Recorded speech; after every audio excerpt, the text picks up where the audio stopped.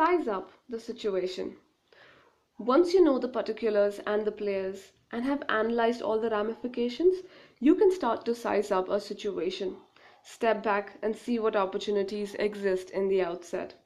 I'm a great believer in stepping back, in taking a moment to place any significant business event, good or bad, in a larger perspective. I force distance between myself and events as a matter of business course, and treat the need to do so no differently than the need to make phone calls or attend meetings. This may not be teachable, but it is learnable, because I have had to learn to do it myself. If everyone did this more regularly, we might see the GNP jump overnight.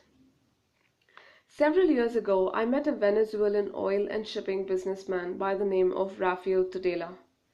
As I have come to know, respect, and admire him, he has impressed me as the quintessential street smart executive. He has built a billion-dollar business from scratch in less than 20 years. He seldom deals in written contracts because his word is his bond. He has always made his own bricks, and his principal business, which is oil speculation, relies on his constant process of seeing opportunities where no one else does and taking advantage of them.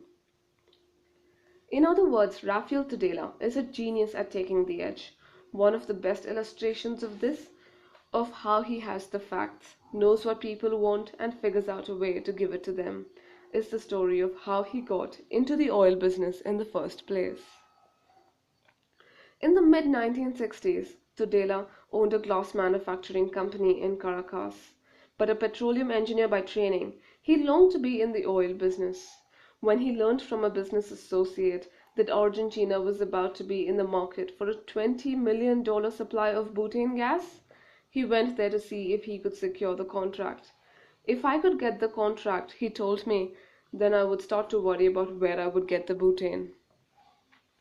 When he, a glass manufacturer, operating alone with no previous connections or experience in the oil business, got to Argentina, he discovered his competition was formidable: British Petroleum and Shell Oil.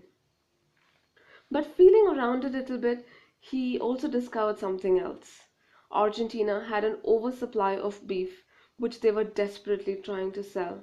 By knowing this one fact, his first edge, so to speak, he became at least an equal to Shell and BP. If you will buy $20 million of butane from me, he told the Argentina government, I will buy $20 million of beef from you. Argentina gave him the contract contingent upon his buying the beef. Tudela then flew to Spain, where a major shipyard was about to close down from lack of work. It was a political hot potato and an extremely sensitive issue for the Spanish government. If you will buy $20 million of beef from me, he told them, I will buy a $20 million supertanker in your shipyard.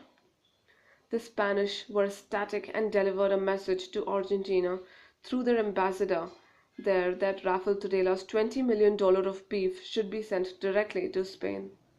Once again, he had found the edge and taken it.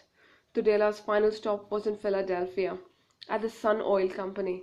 If you will charter my $20 million supertanker, which is being built in Spain, he told them, I will buy $20 million of butane gas from you.